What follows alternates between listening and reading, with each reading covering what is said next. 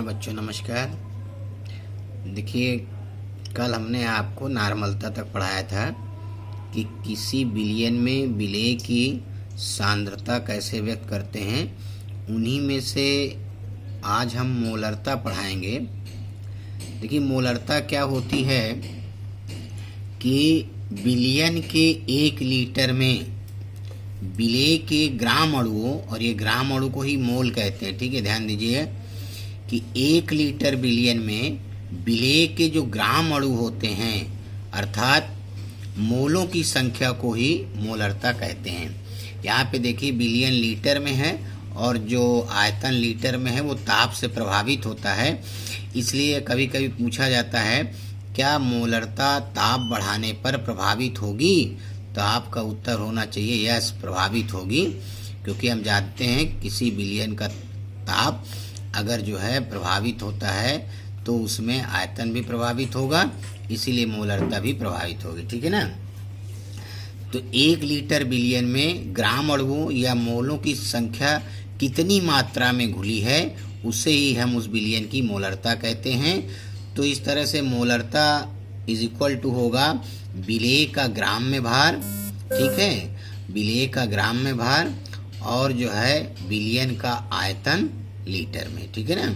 अब बिलियन का आयतन लीटर में इसको हम इस तरह से भी कह सकते हैं कि मोलरता m बराबर विलेय का ग्राम में भार, और जो बिलियन का आयतन है क्या होगा m अर्थात विलेय का आणविक द्रव्यमान या पदार्थ के रूप में है अगर तो उसका मोलर मास निकाल लेंगे पूरा और यहाँ रखेंगे m की जगह में, और v उसका क्या होगा आयतन होगा जो कि लीटर में होगा, और अगर मिलीलीटर में है तो उसको लीटर में बनाने के लिए 1000 यहाँ पे हम मल्टीपल कर देंगे, वो नीचे होगा जो ऊपर जा कर के मल्टीपल में आ जाएगा।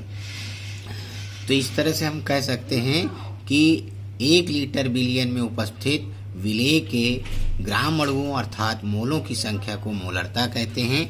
इसे हम m से निरूपित करते हैं और जो है m is equal to W/m into V होता है, ठीक है।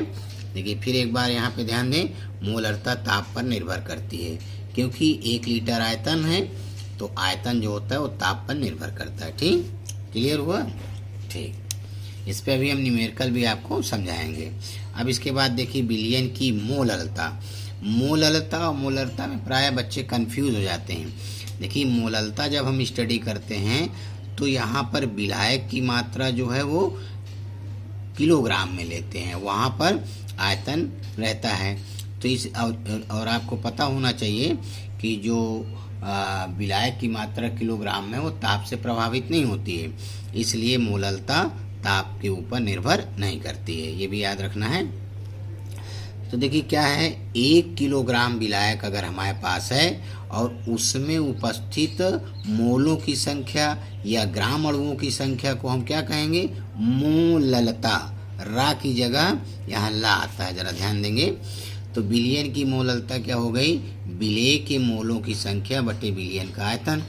इसको हम एक्सपेंड करेंगे तो ये हो जाएगा विलेय की मात्रा W, विलायक का क्या हो जाएगा, यहाँ पे विलेय की ग्राम मात्रा हो गई और ये विलेय का अणुभार हो गया और ये विलायक का मात्रा किलोग्राम में हो गया, ठीक है।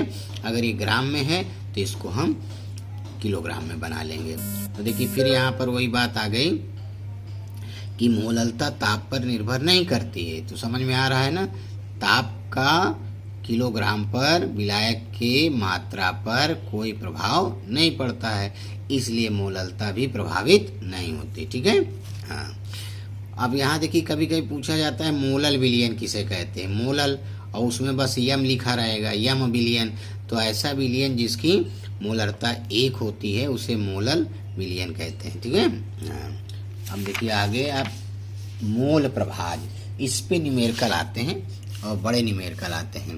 तो देखिए मोल प्रभाज क्या है, इसको इंग्लिश में बोलते हैं मोल फ्रैक्शन। क्या बोलते हैं, मोल फ्रैक्शन। तो हम जानते हैं बिलियन में जो घटक कण होते हैं विलेय है ना, और विलायक, और कभी कभी विलेय की मात्रा कई नंबर्स में होते हैं, मतलब उसमें विलेय की जो संख्या है 1 से अधिक हो सकते हैं। खैर उसकी चर्चा अपने पाठ में नहीं है, यहाँ पे हम समझेंगे। तो बिलियन में उपस्थित विलेय के कोई एक घटक ले लीजिए, चाहे विलेय चाहे विलायक, और कुल मोलों के अनुपात को मोल प्रभाज कहते हैं। अर्थात बिलियन में उपस्थित विलेय के मोल या विलायक के मोल और कुल मोलों के अनुपात को मोल फ्रैक्शन, मोल अंश या फिर मोल प्रभाज कहते हैं। ठीक है ना, एक बार फिर से सुन लो। बिलियन में उपस्थित विलेय के मोल अथवा विलायक के मोल और कुल मोलों के अनुपात को क्या कहते हैं? मोल प्रभाज या फिर मोल फ्रैक्शन या फिर मोल अंश कहते हैं। ठीक है, तो देखिए अब यहाँ पे हम विलेय के मोल प्रभाज निकालने जा रहे हैं। तो विलेय के मोल प्रभाज का मतलब हुआ विलेय के मोल और बटे कुल मोल। ठीक है, अगर हम विलेय के मोल को स्मॉल एन से निरूपित करें और विलायक के मोल को कैपिटल एन से निरूपित करें तो विलेय के मोल हो गए स्मॉल एन बटे small n plus capital N, तो रेशियो है ये। अब अगर हम देखिए यहाँ पर क्या विलायक के मोल प्रभाज निकालें तो विलायक के मोल बटे कुल मोल, इस तरह से ये जो यूनिट है ये सेम रहेगी और ये आपका चेंज हो जाएगा क्योंकि ये विलायक के लिए कैपिटल एन है।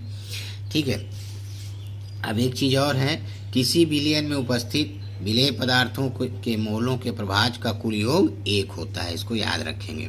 और जब हम न्यूमेरिकल लगाते हैं तो यहाँ पर ये जो वैल्यू है मोल ना दे करके ग्राम में दिए होते हैं, तो हम जानते हैं कि मोल बराबर होता है ग्राम में भार उस पदार्थ का बटे उस पदार्थ का अणुभार।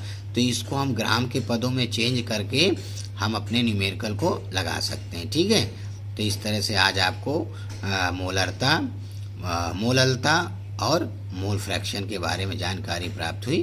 धन्यवाद।